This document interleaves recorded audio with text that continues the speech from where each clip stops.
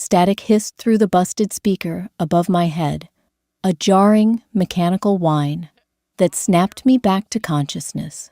Minutes ago, a speeding delivery truck had crushed my ribcage on a slick intersection in 2026. Now the stale stench of spilled tequila and cheap cherry vape smoke filled my lungs. He was looking at her. Again, that same agonizing hesitation in his eyes. Only this time, the desperate knot in my throat was completely gone. He could have the campus queen. My bags were already packed. Sticky linoleum gripped the soles of my beat-up Converse. That was the first thing. Not a blinding light, not a choir of angels, just the disgusting, tacky sensation of spilled frat house beer attempting to glue my shoes to the floor. My lungs expanded. They didn't rattle. They didn't puncture against the shattered splinters of my own ribs. The air was thick humid, with the body heat of 50 college kids crammed into a dilapidated off-campus living room, but it flowed into my chest smoothly. I pressed a hand to my sternum. Solid bone. The scratchy, oversized wool of my thrifted cardigan bit into my skin. It was real. The itch was entirely, obnoxiously real. I leaned back against the peeling wallpaper of the hallway, letting the heavy, vibrating bass of some forgotten 2018 remix rattle my teeth. My fingers trembled as I dug into my pocket, pulling out a phone. Not the sleek titanium brick I died with. This one had a shattered corner and a physical home button. October 14th, 2018, 11:42 p.m. A laugh bubbled up my throat, tasting like old pennies and adrenaline. I clamped a hand over my mouth to stifle it, squeezing my eyes shut. 8 years. I had just rewound 8 years of my life. 8 years of agonizing compromises, of shrinking myself to fit into Colby's shadow, of watching him build a tech empire, using my grandfather's money, only for him to slowly, methodically edge me out of his life. The memory of my death was still a fresh bruise on my brain. The blinding headlights, the sound of metal collapsing like a crushed soda can. I had been driving back from his apartment, our apartment theoretically, though he hadn't slept there in 3 weeks. I'd gone to confront him about the texts, the ones from Savannah. They had always been from Savannah. Hey, you okay? A random guy in a backwards baseball cap bumped my shoulder, sloshing his red plastic cup. A few drops of cheap vodka splashed onto my wrist. It was cold. Fine, I muttered, wiping the liquor on my jeans. Just need a minute. I didn't need a minute. I needed a mirror. I needed a quiet room. But mostly, I needed to look at him. I pushed off the wall, peeling my shoes from the sticky floor with a rhythmic schlick-schlick sound, and navigated through the crush of sweating bodies. The air smelled fiercely of bad cologne and anxiety. There he was. Colby Wright stood near the makeshift bar, a plywood board balanced on 2 garbage cans. He looked devastatingly young. He didn't have the permanent stress-induced crease between his eyebrows yet.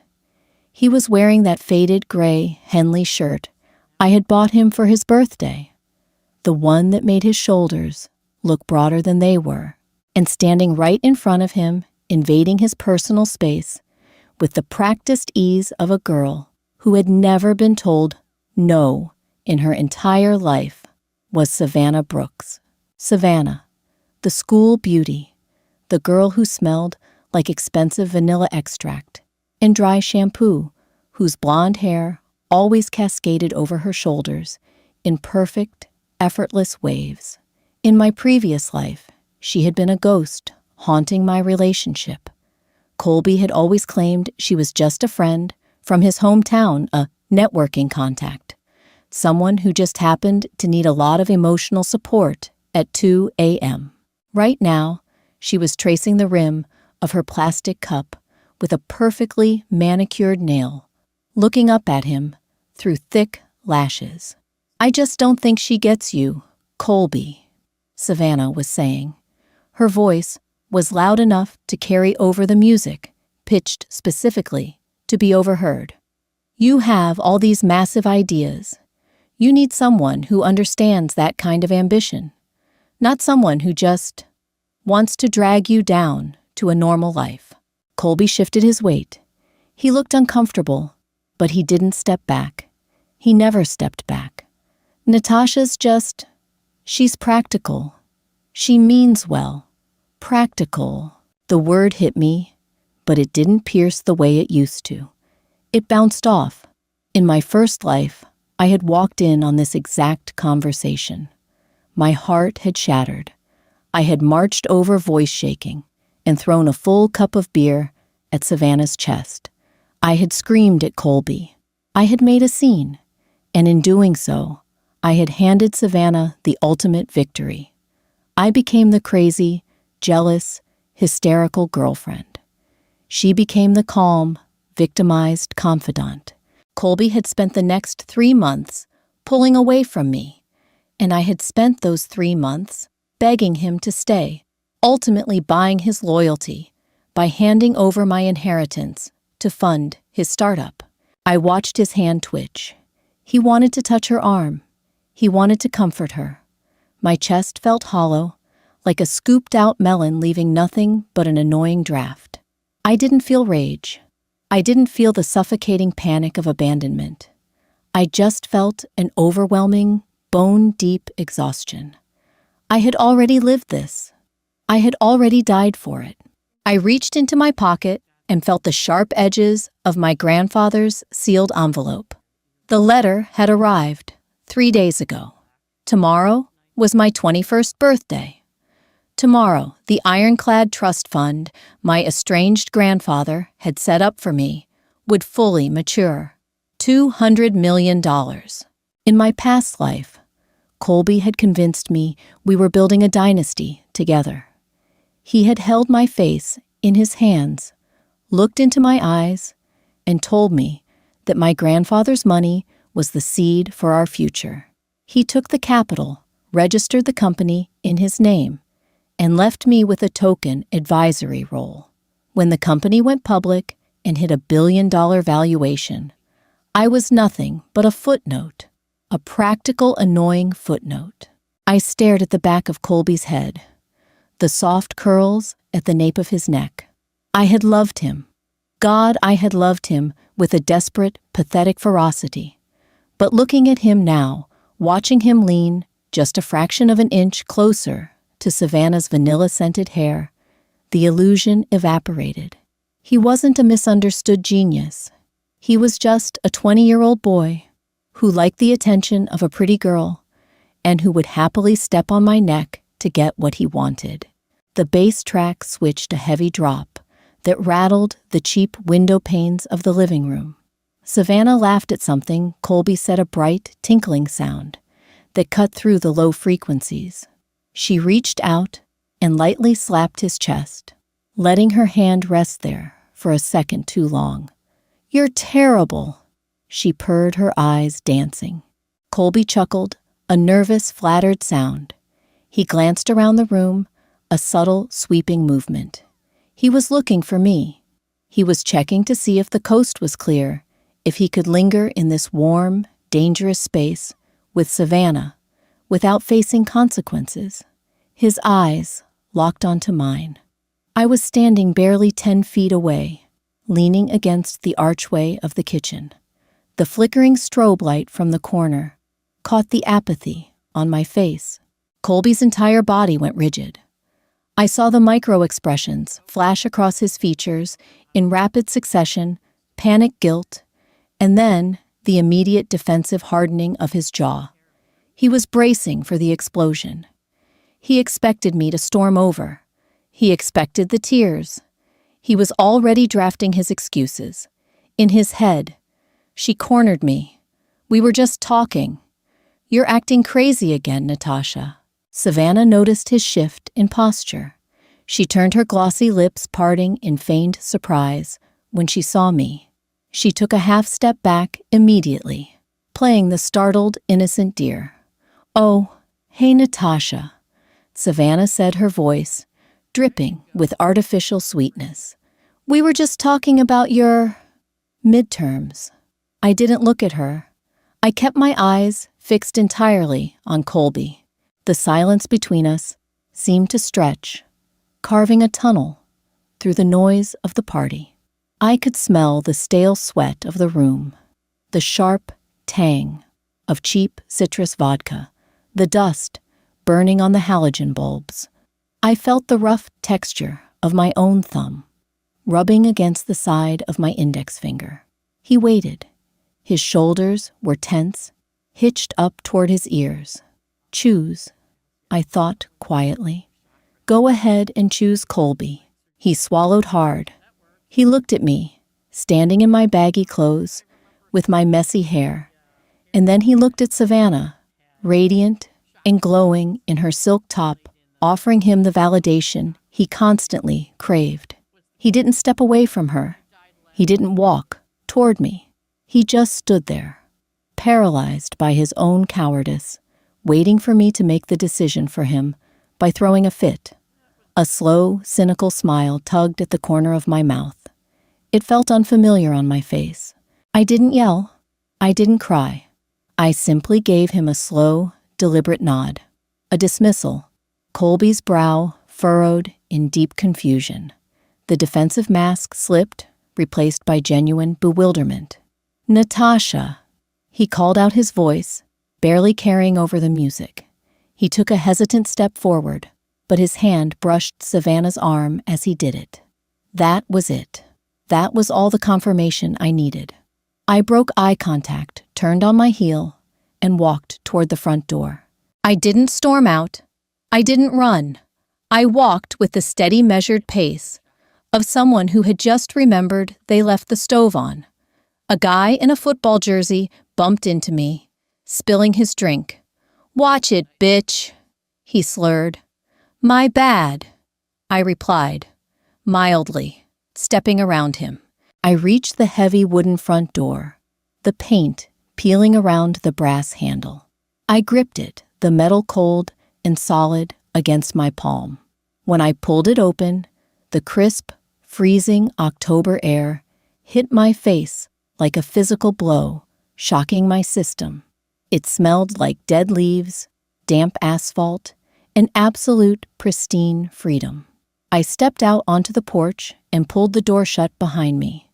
The heavy wood clicked into place instantly, muffling the thumping bass in the chaotic hum of the party. Silence. I stood on the cracked concrete steps for a long time. My breath bloomed in white clouds in front of me. I looked up at the sky. The street lamps cast a sickly orange glow over the neighborhood, hiding the stars. I touched my ribs again. I pressed down hard until it hurt, just to remind myself that they were whole. My phone buzzed in my pocket. I pulled it out. "Colby, where did you go? Are you mad? I told you Savannah was just venting to me. Colby, Natasha, don't be like this. Come back inside." I stared at the glowing pixels. In my previous life, I would have replied instantly. I would have typed out a massive, emotionally bleeding paragraph detailing how much he hurt me, begging him to set boundaries. I would have spent the next 3 hours crying in my dorm room until he finally came over, smelled like her perfume, and held me while I apologized for overreacting. My thumb hovered over the screen. The glass was cracked right over his name, splitting the C in half. I pressed the power button, plunging the screen into darkness, and shoved the phone deep into my coat pocket. I walked down the steps, my shoes crunching loudly on the dry autumn leaves. I had a lot to do tomorrow. I had a fortune to claim, a life to dismantle, and a flight to catch. Let him have the school beauty. I was taking the 200 million. Morning broke with a painful, blinding clarity. The sunlight streaming through the flimsy blinds of my dorm room was offensive. I sat on the edge of the narrow, creaking twin bed, staring at the scuffed, wooden floorboards. The room smelled of old laundry detergent and microwave ramen. It felt like a museum exhibit of a life that belonged to a stranger. My phone had vibrated off the nightstand sometime around 4 a.m. It lay face down on the rug. I didn't need to look at it to know it was full of Colby's escalating texts. From defensive to angry to patronizingly concerned. I stood up my knees, popping, and walked to the tiny sink in the corner. I splashed freezing water onto my face. The shock of the cold chased away the lingering ghosts of my past life. I looked at myself in the tarnished mirror. Dark circles bruised the skin under my eyes, and my pale brown hair was tangled in a messy knot. But my eyes were completely different. They were cold. They looked like the eyes of a woman who had died and crawled her way back out of the dirt. Today, I turned 21. I dressed meticulously. Not in the oversized, comfortable clothes Colby preferred me to wear, because they made me approachable. I reached into the back of my closet and pulled out the sharp, tailored black blazer I had bought for a mock interview seminar and never worn. I paired it with a crisp, white blouse and dark trousers. At 9 a.m. sharp, I walked out of the dorm building. The campus was quiet hungover, bathed in the soft golden light of Sunday morning. I didn't take the bus. I hailed a cab, the vinyl seats sticking to my trousers, the scent of cheap pine air freshener burning my nose. Downtown, I told the driver. Financial district. The towering glass building on 5th and Main. 30 minutes later, I pushed through the heavy revolving glass doors of Pritchard Henderson and Vance, the wealth management and legal firm that handled my late grandfather's estate. The lobby smelled of expensive lemon polish, aged leather, and aggressive air conditioning. It was a smell designed to make poor people feel inadequate and rich people feel secure. Natasha Hastings. I told the receptionist, a polished woman with terrifyingly perfect posture. I have a 10 a.m. appointment with Arthur Henderson. She blinked, taking in my youth, but her professional mask didn't slip. Of course, Miss Hastings. Mr. Henderson is expecting you. 42nd floor. The elevator ride was silent and fast, leaving my stomach slightly behind. When the doors pinged open, Arthur Henderson was waiting in the reception area. He was a tall, severe man, with silver hair and a suit that cost more than my college tuition. He smelled of peppermint and old, dry paper. "Natasha," he said, extending a wrinkled but firm hand. "Happy birthday. I must admit, I was expecting you to bring company. Your previous emails indicated you wanted your boyfriend present for the unsealing." I shook his hand. "Plans change, Mr. Henderson. It's just me." He raised an eyebrow, a flicker of approval crossing his stern features. "Very well. Right this way." His office was a cavern of mahogany and panatashamic glass overlooking the city skyline. He gestured for me to sit in a heavy leather chair that sighed as I sank into it. He walked behind his massive desk and unlocked a drawer, pulling out a thick, cream-colored folio. "As you know," Henderson began, his voice taking on a practiced rhythmic cadence, "your grandfather Richard Hastings established an ironclad trust upon his passing. His stipulations were strict. No access to the principal until your 21st birthday. You have received the monthly allowance for living expenses, but the bulk of the estate has been locked, accruing aggressive interest under our management." I stared at the folio. "How much is it exactly?" "As of today." Henderson opened the folder, running a gold fountain pen down a column of numbers. "After taxes, management fees, and the final liquidation of his secondary real estate assets. The total liquid capital available for immediate transfer is $200,450,200. A heavy silence fell over the room. 200 million. In my previous life, I had sat in this exact chair, shaking with excitement. Colby had been sitting next to me, his hand resting heavily on my thigh, a proprietary grip. When Henderson read the number, Colby had squeezed my leg so hard, it left a bruise. I had looked at Colby, seen the raw, naked greed in his eyes, and mistaken it for ambition. I had signed the papers, transferring 70% of it into a joint holding company for his startup that very afternoon. Ms. Hastings, Henderson prompted gently. Are you all right?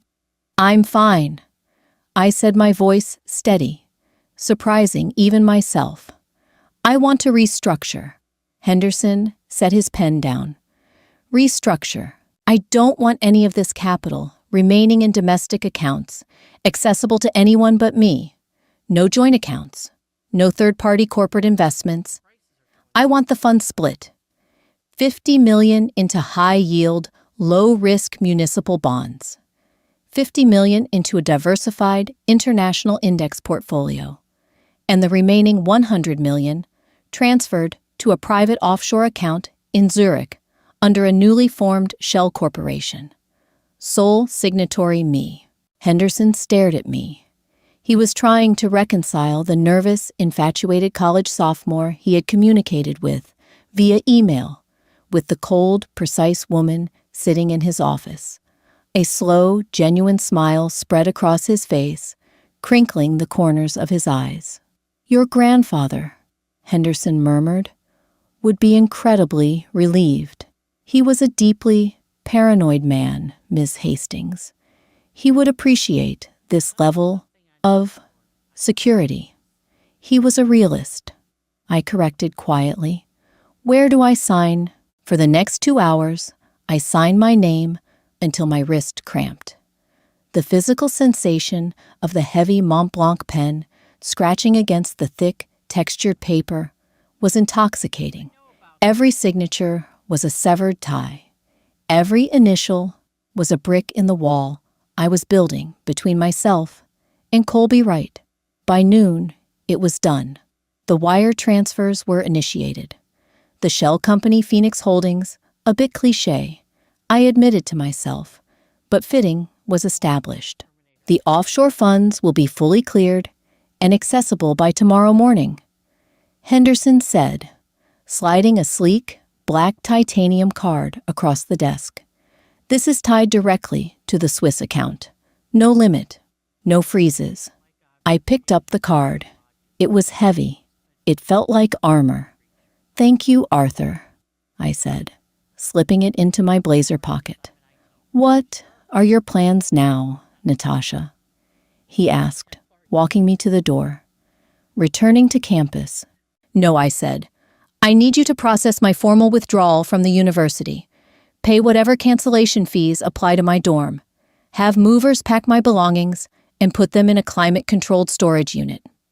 Henderson didn't blink. Consider it done. And you, I have a flight to catch. I left the building and stepped back out onto the bustling street. The midday sun was bright, blinding. I pulled out my shattered phone. 27 unread messages, 7 missed calls, all Colby. The last text read, Natasha, I'm coming over to your dorm. We need to talk. You're overreacting to nothing. Savannah isn't even here anymore. I scoffed. The sheer audacity of his entitlement. He honestly believed he could just show up, wear me down with circular arguments, and I would eventually apologize for making him feel guilty. I opened my banking app, verified the initial transfer from Henderson's office, and then opened an airline application. One way, first class, JFK to Zurich, departing at 6 p.m. tonight. I booked it. The charge went through instantly. Then I opened my messages with Colby. I didn't write a paragraph. I didn't demand closure. I didn't even tell him I knew what he was really doing. Closure was a myth invented by people who wanted to have the last word. I typed 3 words. We are done. I hit send. Before the delivered receipt could even pop up beneath the bubble, I went to his contact profile, scrolled to the bottom, and hit block caller. I did the same for Savannah. I did the same for every mutual friend who had ever covered for him, every frat brother who had laughed at me behind my back, every person tied to the anchor of my past life. I walked over to a nearby street corner where a heavy municipal trash can sat. I looked at the cracked, vibrating phone in my hand. It was buzzing again, a call from an unknown number. He was already trying to use someone else's phone to reach me. I dropped the phone into the trash can. It landed with a dull thud against a half-eaten bagel and a stack of wet newspapers. I hailed another cab. JFK. I told the driver, sinking back into the leather seat. I rolled the window down just an inch, letting the roar of the city traffic wash over me. The stale, recycled air of my past was gone. All I could smell now was the leather, the sharp city exhaust, and the vast, open expanse of the future. I was 21. I was alive, and I was leaving quietly. Fluorescent bulbs overhead in Terminal 4 emitted a sickly, high-pitched whine that settled right behind my eyeballs. It was the sound of 1,000 people rushing toward places they didn't actually want to be. My new phone, a matte black flagship model, purchased outright at an electronics kiosk 10 minutes ago, felt foreign and excessively heavy in my palm. It held no history, no shared photo albums of Colby and me at cheap diners, no saved voice notes of him promising he'd make time for me next week, no contact list full of people who only tolerated me because I was attached to him. It was a sterile, perfect glass slate. Walking into the first-class lounge felt like crossing an invisible, heavily guarded border. The thick, frosted glass doors slid shut behind me instantly, slicing through the chaotic airport noise. The air in here smelled distinctly different. It smelled of roasted espresso beans, leather polish, and the quiet, undeniable hum of extreme wealth. I sank into a plush, caramel-colored armchair in a secluded corner. The leather squeaked softly under my weight. A waiter in a crisp, white shirt appeared almost instantly, setting a linen napkin on the low table beside me. I ordered a gin and tonic. When it arrived, the ice clinked sharply against the crystal tumbler. A sudden, violent spasm ripped through my chest. My hand flew to my ribs, my fingers digging hard into the stiff fabric of my blazer. I gasped, leaning forward, as a cold sweat broke out across the back of my neck. In my previous life, a delivery truck had shattered these bones into jagged shrapnel. My lungs had filled with fluid. I had drowned in my own body on a slick intersection. My last desperate thought, consumed by a man who was probably, at that exact moment, burying his hands in Savannah Brooks's blonde hair. The pain wasn't real. My bones were intact, but my nervous system remembered the trauma. The ghost of my own death was still lodged in my marrow. I picked up the heavy crystal tumbler and pressed the freezing, condensation-slicked glass against my sternum. The intense cold shocked my skin, grounding me. I closed my eyes and focused on the rhythmic, ambient jazz playing from hidden speakers. I forced my breathing to slow, in-out, solid bone, healthy lungs. A strange, nauseating wave of loneliness washed over me. It was an ugly, pathetic feeling, and I hated myself for it. I had spent 3 years making myself small so Colby could feel big. I had organized my entire existence around his moods, his startups, his endless need for validation. Without his massive, suffocating ego to orbit around, I felt entirely weightless. It terrified me. I didn't miss him. I missed the numbing predictability of being a victim. Boarding for Swiss Air Flight 17 to Zurich will begin in 5 minutes. A smooth voice announced over the intercom. I pulled the freezing glass away from my chest, leaving a damp circle on my white blouse. I took a long sip of the gin. It tasted fiercely of juniper and quinine, sharp and medicinal. It burned the back of my throat in the best possible way. Stepping onto the plane was an exercise in sensory overload. The cabin smelled of sanitized air and warm, mixed nuts. My seat was a private pod, a cocoon of slate gray upholstery and mahogany trim. I buckled the heavy metal clasp across my waist. It clicked loudly, a mechanical finality. As the massive jet pushed back from the gate, I leaned my head against the cool window. Outside, the tarmac was a blur of yellow lights and gray concrete. The engines spooled up a deep, vibrating roar that rattled in my jaw. The plane surged forward, pressing me deep into the seat cushions. The G-force was a physical weight on my chest, pinning me down. Then the nose lifted. The wheels detached from the earth. The violent shaking smoothed out into a frictionless glide. I looked down at the shrinking grid of New York City. Millions of lights, millions of lives. Somewhere down there, Colby was probably standing in the hallway of my dorm, pounding his fist against a door that would never open for him again. I reached up and pulled the window shade down, plunging my pod into quiet darkness. I didn't look back again. Jet lag tasted exactly like old pennies and felt like wet sand poured directly behind my eyes. Zurich was impossibly gray, a slate-colored canvas of sharp architectural angles and pristine, hushed streets. The chauffeured Mercedes that Arthur had arranged smelled of unused leather and expensive citrus cologne. The tires whispered over the cobblestones, entirely devoid of the jarring potholes I was used to in the States. My suite at the hotel overlooked Lake Zurich.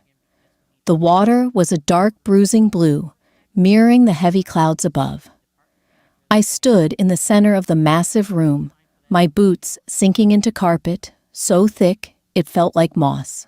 A king-sized bed dominated the space, draped in blindingly white heavy-down comforters. I dragged my fingertips across the heavy velvet drapes. In my past life, Colby and I had once engaged in a screaming match over a $30 increase in our heating bill. I had worn sweaters to bed for a month to save money for his server hosting fees. Now I was standing in a room that cost 4,000 Swiss francs a night, and I barely noticed the price tag. The contrast made my stomach churn.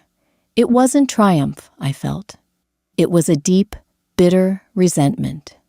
Not at him, but at myself. How had I been so incredibly cheap with my own dignity? I walked over to the mahogany writing desk and opened the sleek, silver laptop I had purchased at the airport. The hinge offered a satisfying, expensive resistance. I connected to the secure hotel network. I had to log into an old dormant email account, one I had used years ago for college applications, just to retrieve a secondary verification code for my new Swiss banking portal. When the inbox loaded, my breath hitched. 34 unread emails, all from Colby. He had figured out I had cut off my main accounts, and in his desperation, he had dug through his digital archives to find this archaic address. I stared at the bolded sender name. My pulse didn't race, but a tight knot of anxiety instantly formed at the base of my throat. It was pure Pavlovian conditioning. For years, an email from Colby meant an emergency. It meant he needed me to fix a bug in his code, or proofread a pitch deck, or soothe his bruised ego because an investor had sneered at him. I clicked the oldest email, first sent yesterday afternoon. Subject, Natasha. Where are you? Text, the school said you withdrew. Are you insane? You're throwing away your degree over a misunderstanding. Savannah was just drunk and complaining about her boyfriend. Call me immediately.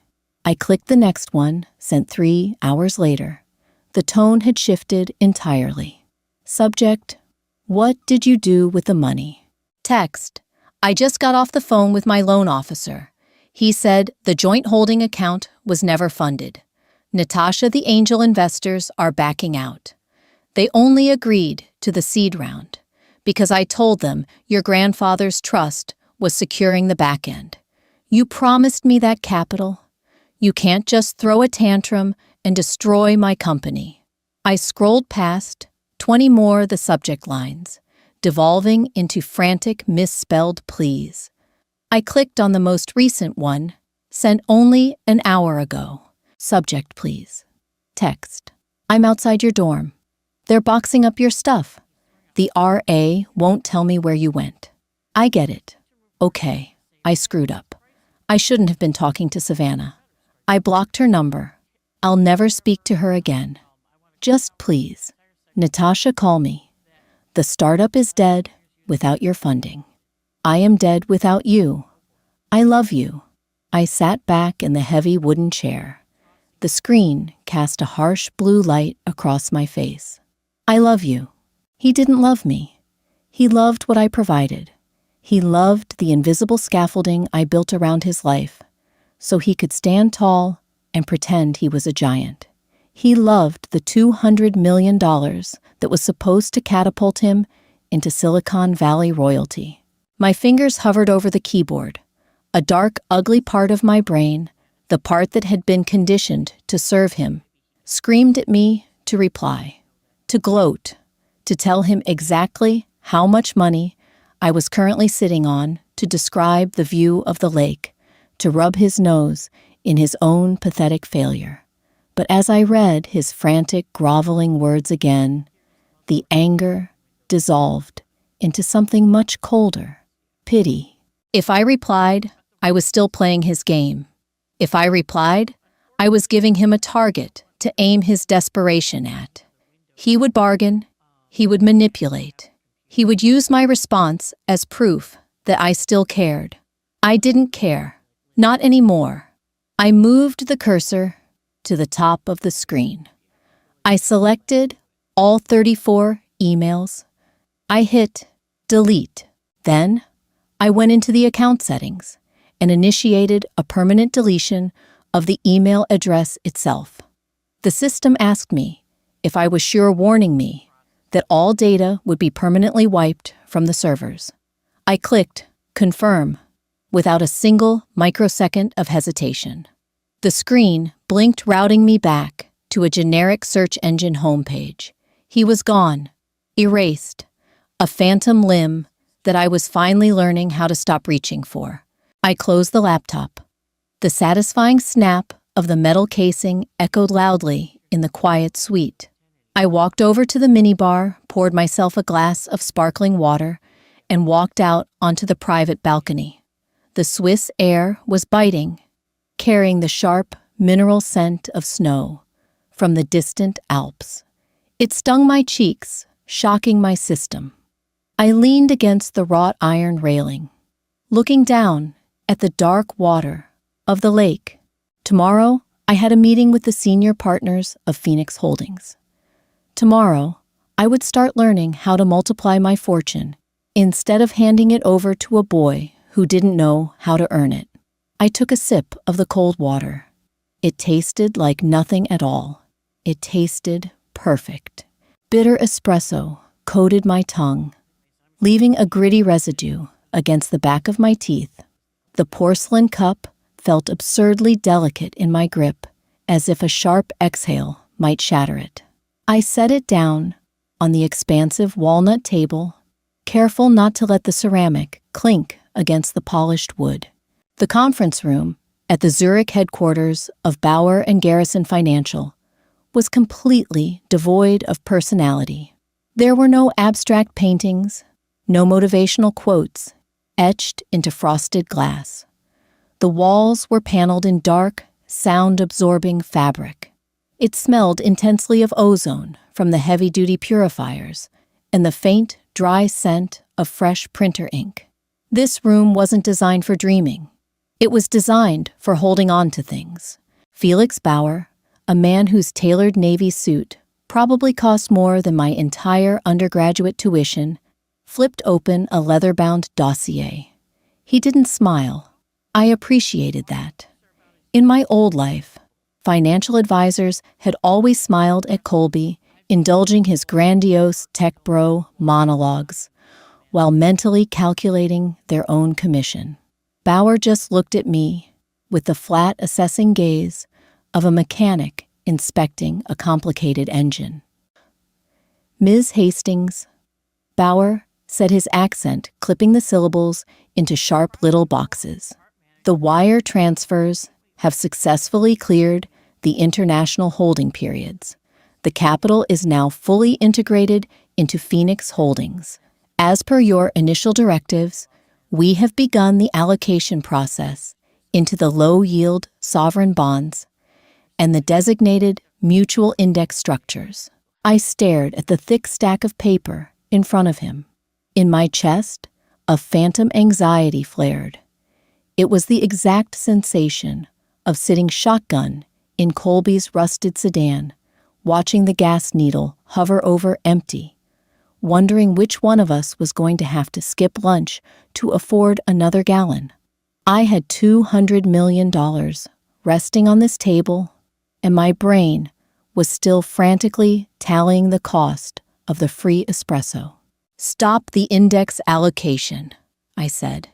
My voice sounded thin in the deadened acoustics of the room. I cleared my throat, forcing the pitch lower. "Halt the mutuals." Bauer's pen paused over the paper. The only sound in the room was the hum of the air conditioning. "May I ask why?" "The projected growth." "I don't want growth," I interrupted.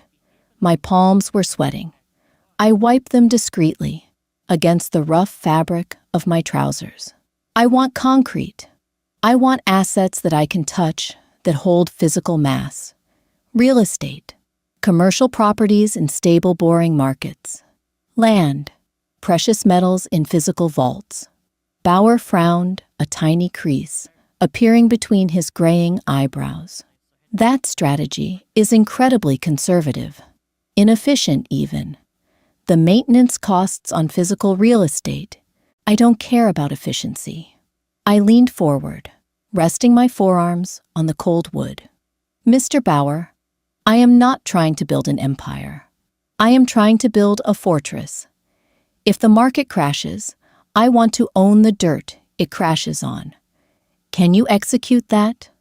Or do I need to find a firm that handles more paranoid clients?"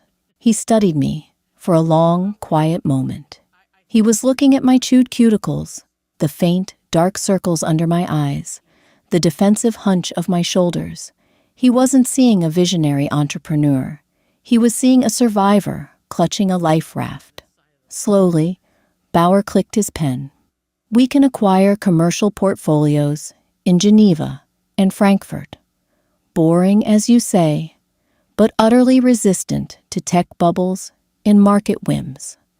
I will have a revised acquisition strategy drawn up by tomorrow morning." "Thank you." I stood up, my knees stiff. The meeting was over. There was no celebratory handshake, no champagne toast.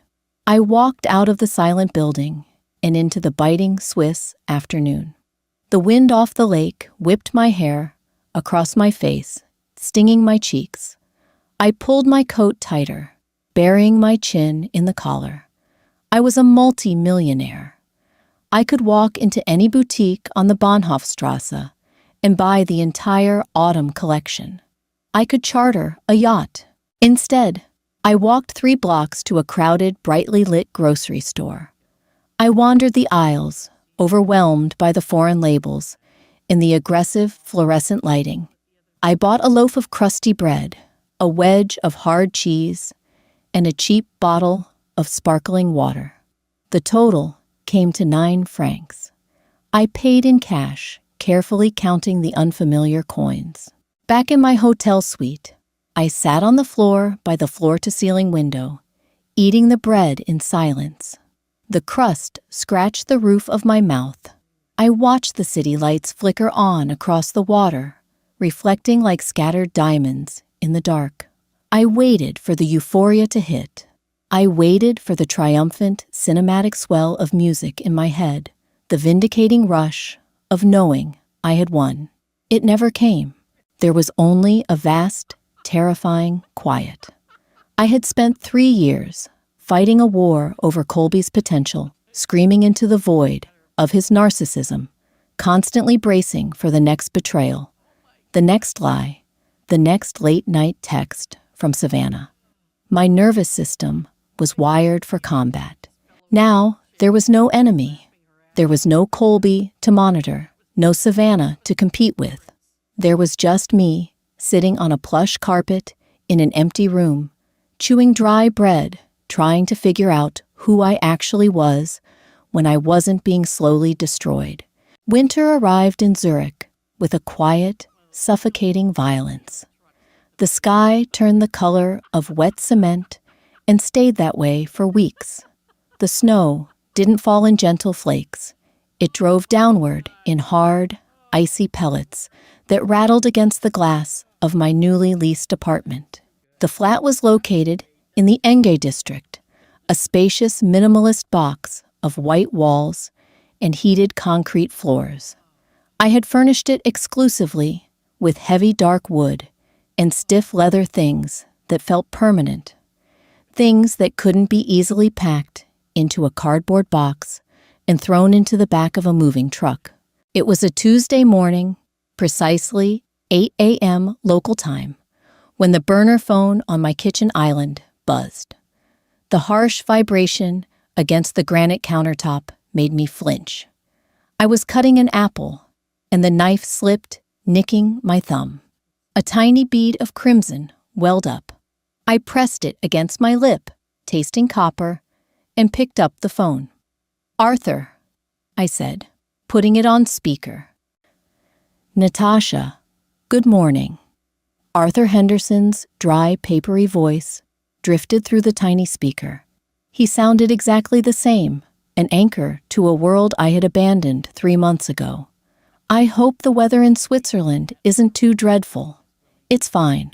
We have business, just the final administrative housekeeping." Arthur replied, the sound of rustling files audible on his end.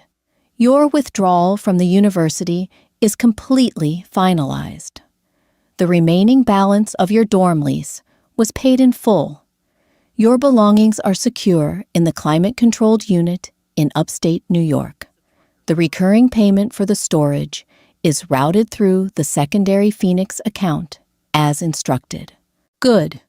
I picked up a damp cloth and wiped down the cutting board, scrubbing at a non-existent stain just to keep my hands moving. "Are there any remaining liabilities?" Arthur paused. The static on the international line hissed like a snake. "Legal liabilities?" "None whatsoever. However, there is the matter of Mr. Wright." My hand stopped moving. I stared at the grain of the granite. I hadn't heard his name spoken out loud in 90 days. It felt heavy and awkward, a stone in my shoe. "I told you I have no association with him," I said, my voice dropping an octave, tightening with an automatic defensive instinct. "Legally, you don't," Arthur clarified quickly. "But he has been persistent. He visited my offices twice last month. Security escorted him out the second time. He has been attempting to file injunctions, claiming that he had a verbal contract with you regarding the trust fund capital." A humorless, ragged laugh tore out of my throat. A verbal contract? Did he find a lawyer stupid enough to take that case?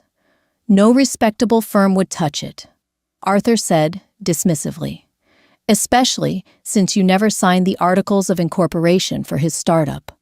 But his behavior is becoming increasingly erratic. He hired a private investigator to locate you. The air in the kitchen suddenly felt too warm. My heart kicked against my ribs, a sudden violent thumping. I looked at the locked front door. He's looking for me. The old panic, the ingrained terror of Colby's anger, flared up like a grease fire. Did they find me? I demanded, my fingers gripping the edge of the counter until the knuckles turned white. Of course not. Arthur said, a note of genuine professional offense in his tone. Phoenix Holdings is buried behind 3 layers of shell corporations in jurisdictions that do not honor U.S. civilian subpoenas. You are a ghost, Natasha. I am merely informing you so you understand the landscape. I closed my eyes, leaning my forehead against the cool surface of the upper cabinets. The panic slowly receded, leaving behind a pathetic shaking exhaustion. What happened to the company? I asked softly. I hated myself for asking, but the words slipped out before I could bite my tongue. Right Technologies. Arthur sighed. Collapsed. It never made it past the seed stage. Without your capital to secure the server space and the initial marketing push, his angel investors pulled their term sheets within a week of your departure. From what I understand, through back-channel inquiries, he defaulted on a high-interest bridge loan. And Savannah, Ms. Brooks. Arthur sounded confused for a moment. Ah, the young woman from the university. My paralegal mentioned her. Apparently, she transferred to a school in California shortly after Mr. Wright's funding fell through. They are no longer associated. I opened my eyes and stared at the gray light filtering through the window. They are no longer associated. Colby had thrown our entire history away for a girl who only wanted to stand next to him when she thought he was going to be a billionaire. The moment the mirage evaporated, she vanished. He had nothing. No company, no money, no Savannah. I waited for the rush of vindication. I waited to feel the sweet, petty joy of karma. I imagined him sitting in his cramped apartment, staring at eviction notices, realizing exactly what he had forfeited when he chose to entertain Savannah Brooks at that party. But as I stood in my silent, expensive kitchen, surrounded by impregnable security and millions of dollars, I didn't feel victorious. I just felt an overwhelming, heavy sadness. Not for him, for the 20-year-old girl who had loved him so desperately that she would have gladly gone down with his sinking ship. Thank you, Arthur, I whispered, the words scraping against my dry throat. Don't accept any more calls regarding him. Let him drown. Understood, Natasha. Take care of yourself. The line clicked dead. I picked up the knife and went back to cutting the apple. The slice was uneven. I ate it anyway. It tasted like nothing. March in New York tasted exactly how I remembered a gritty cocktail of diesel exhaust, damp concrete, and the sour yeast of street cart pretzels. I stood on the cracked pavement of West 28th Street, pulling the lapels of my wool trench coat tighter against the biting wind. It had been 2.5 years since I boarded that flight to Zurich. 2.5 years of building my fortress. Phoenix Holdings wasn't a shell company anymore. It was a quiet, ruthless machine that consumed distressed commercial real estate. I owned strip malls in Ohio, warehouse districts in Frankfurt, and as of Tuesday, this dilapidated 10-story brick building in Manhattan. The structural integrity is solid, Ms. Hastings. Liam, my newly hired property manager, said over the roar of a passing garbage truck. He was a broad-shouldered guy who smelled pleasantly of sawdust and peppermint gum. But the tenant roster is a mess. Half of these commercial leases are 6 months in arrears. It's a glorified squatting operation. Then we clear them out, I replied, my voice flat. Standard 30-day notices. If they can't produce the back rent, change the locks. I didn't feel malicious. I just didn't feel anything at all. The money had done its job. It had insulated me. It had wrapped my raw, bleeding nerves in layers of thick, impenetrable concrete. Right. Liam nodded, tapping his clipboard. Let's start with the 4th floor. It's a shared co-working space that hasn't paid utilities since November. We entered the building. The lobby smelled of old floor wax and neglect. The elevator rattled violently on the ascent, the metal cables groaning in the shaft. When the doors shuttered open on the 4th floor, the stench of stale coffee and unwashed clothes hit me like a physical wall. The space was a cavernous room, stripped down to the brick illuminated by aggressively bright, buzzing fluorescent tubes. A dozen particle board desks were scattered across the scuffed hardwood, occupied by exhausted-looking people staring blankly into laptops. Who runs the master lease? I asked Liam, keeping my voice low. A tech incubator. They sublease the desks. Or they're supposed to. Liam pointed toward a glass-walled office in the corner. Manager should be in there. My boots clicked rhythmically against the floorboards as we crossed the room. I was calculating the cost of ripping out the cheap drywall when I looked through the smudged glass of the corner office. My lungs seized. The breath vanished from my throat, leaving a sharp, jagged vacuum. He was sitting behind a battered metal desk, staring at a monitor. Colby. He looked older. The effortless, boyish arrogance that used to radiate from him was entirely gone. His posture was terrible. Shoulders hunched, his spine curved in a deep, defeated C. His hair had thinned slightly at the temples, and he was wearing a faded gray zip-up hoodie with a frayed zipper. He was aggressively biting the thumbnail of his left hand, a nervous tic he only ever exhibited when his bank account dipped below $50. For a fraction of a second, the concrete insulation around my heart cracked. The muscle memory of my past life violently rebooted. My hands instantly went clammy.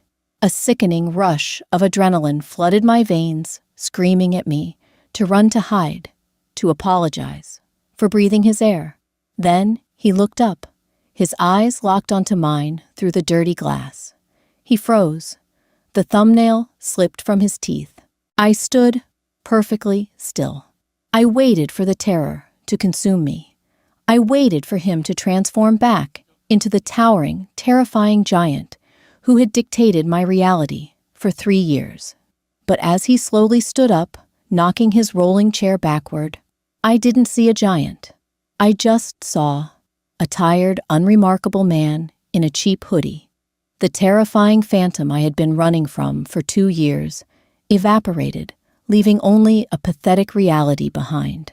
He stumbled out of the office, his eyes wide, darting from my polished leather boots to the expensive cut of my coat, and finally settling on my face.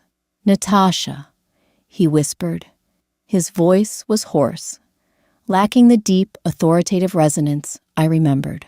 "Ms. Hastings." Liam interjected, stepping slightly in front of me, sensing the sudden tension. "Do you know this tenant? We used to be acquainted," I said. My voice was completely steady. It didn't shake. The realization sent a slow, warm thrill of genuine power radiating through my chest. Colby took a step closer, invading my personal space. He smelled like sour sweat and cheap aerosol deodorant. You're here, in New York." A frantic, delusional light suddenly sparked in his eyes. He looked around the dismal co-working space, then back at me, putting the pieces together in the only way his massive ego would allow. You bought the building. Phoenix Holdings acquired the portfolio. Yes. A sudden, breathless laugh escaped his lips. He ran a trembling hand through his thinning hair. You bought my building. Oh my God, Natasha. You came back. He reached out his fingers, brushing the sleeve of my coat. I didn't flinch. I just looked down at his hand, tracing the dirt under his fingernails, and then looked back up at his eyes. Remove your hand. The absolute zero temperature of my voice made him jerk his arm back as if he'd touched a live wire. Natasha, please? He stammered, ignoring Liam's presence entirely. The defensive arrogance was gone, replaced by a nauseating, groveling desperation. I've been trying to find you for 2 years. I lost everything. The startup, the apartment. Savannah emptied our joint checking account before she moved to LA. I've been sleeping on a couch in Brooklyn. But you bought this building to find me right. You're still paying attention. I stared at him. The sheer, unadulterated narcissism of his assumption was breathtaking. He honestly believed that my multi-million-dollar corporate acquisition was an elaborate, romantic gesture designed to rescue him from his own mediocrity. I bought this building because the previous owner defaulted on a mezzanine loan, and the price per square foot was 13% below market value. I said slowly, enunciating each word, so it could pierce his delusion. I didn't know you were here. If I had, I would have sent an intern to handle the inspection. Colby's jaw slacked. The delusional light in his eyes flickered and died, replaced by a dark, ugly flush of humiliation that crept up his neck. You're lying. He snapped, a brief flash of the old, angry Colby surfacing. You don't care about real estate. You're doing this to humiliate me. You're holding my grandfather's money. I corrected sharply, my voice slicing through his rising volume. And you have precisely zero claim to it. We were partners, he hissed, taking another step forward. Liam immediately stepped between us, putting a solid hand on Colby's chest. Back up, buddy, now. Colby glared at Liam, but he didn't push forward. He was a coward. He had always been a coward. He only ever fought people he knew wouldn't hit back. The fluorescent light above us buzzed a dying, erratic sound. Liam, I said, not breaking eye contact with Colby. What is the status of this specific sublease? Liam flipped a page on his clipboard, keeping his body angled between Colby and me. Suite 4B, listed under Wright Enterprises. They are currently 8 months behind on rent. The previous management company initiated eviction proceedings, but stalled due to legal fees. 8 months, I repeated softly. I looked at Colby. He was vibrating with a mix of rage and absolute panic. You haven't paid rent in 8 months. The app is in beta testing. Colby exploded, his voice cracking. I just need a bridge loan. I have a meeting with a venture capital firm next week. If you just give me a month, I can pay you back with interest. Natasha, look at me. It's me. Don't do this. He was begging. The man who had spent 3 years making me feel like a burden, who had constantly threatened to leave me, who had paraded the school beauty in my face to keep me insecure and compliant, was currently begging me for a 30-day extension on a miserable patch of rented hardwood. I searched my chest for pity.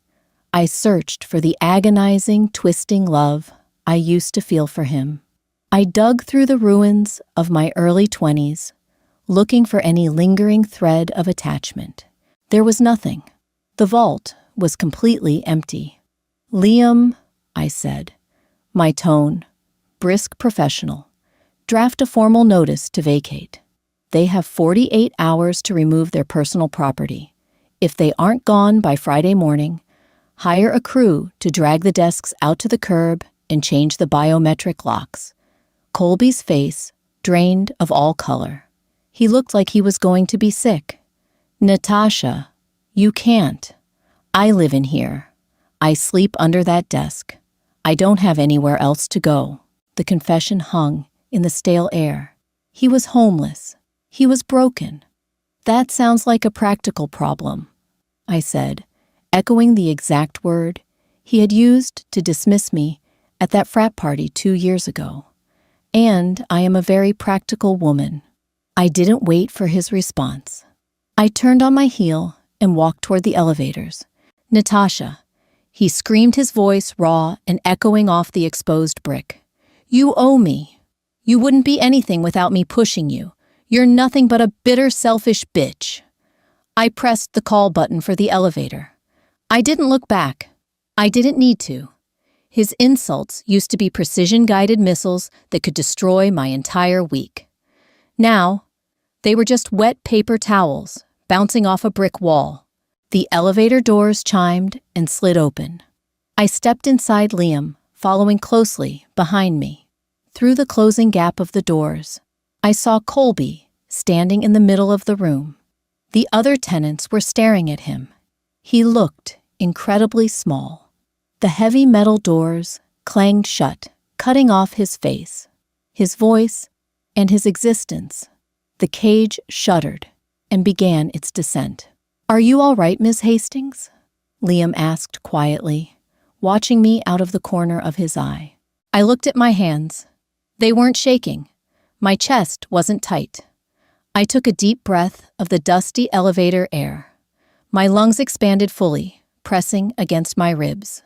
Healthy lungs, solid bone. I'm perfectly fine, Liam, I said. And for the first time in my entire life, it was the absolute truth. Have the legal team draft the eviction papers before noon. I want to look at the HVAC systems in the basement next. We stepped out of the lobby and back onto the bustling New York sidewalk. The wind had picked up swirling bits of trash and dry leaves around our ankles. The city was loud, abrasive, and indifferent to my existence. I reached into my pocket, my fingers brushing against the cold, heavy titanium of my Swiss bank card. I had lost 3 years of my life to a boy who didn't know how to love. I had died on a slick intersection chasing his approval. But standing here now, feeling the cold wind bite my cheeks, I knew I hadn't just survived the rebirth. I had conquered it. I walked down the street, my boots keeping rhythm with the heartbeat of the city. I didn't look back at the building. I didn't look back at the past. I just kept walking forward, disappearing into the crowd, completely and utterly free. Did you feel that shift? That moment when she finally dropped the weight of trying to fix a man who never wanted to be fixed? Natasha's journey is just beginning. She's got the money, the freedom, and a new life waiting in Zurich. But men like Colby don't just let go of their golden goose that easily. When he realizes what he's lost, how far will he go to get her back? Smash that like button, share this video with someone who needs to know their worth, and subscribe